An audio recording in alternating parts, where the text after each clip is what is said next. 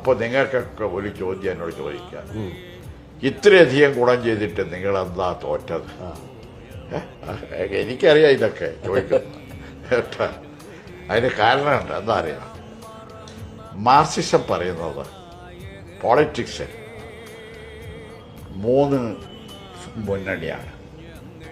ഒന്ന് economy, then politics, then philosophy. ഈ 3 മുന്നണിയിലും ജനങ്ങളെ മൊബിലൈസ് ചെയ്തിട്ടില്ലെങ്കിൽ you will not be there. അതാണ് ഒന്ന്. നമ്മൾ എക്കോണമി മാത്രമേ ചെയ്തിട്ടുള്ളൂ.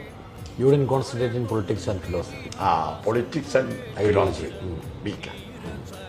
അതാണ് 35 ലക്ഷം കൃഷിക്കാരന് ഭൂമി കൊടുത്തിട്ടോ ഞമക്കെതിരായിട്ട് വോട്ട് ചെയ്തത്. മനസ്സിലായോ? എത്ര ചെയ്തിട്ട്? ഞാൻ 3 ലക്ഷം കർഷക തൊഴിലാളിക്ക് പെൻഷൻ കൊടുത്തിട്ട് എനിക്കെതിരായിട്ട് വോട്ട് ചെയ്തു. മനസ്സിലായി? അല്ല, എനിക്കതിൽ ദുഃഖം വേണ്ട. എന്തുകൊണ്ട് വന്നു? You reasonable, you discuss it and analyse it and way out. Correct. Correct.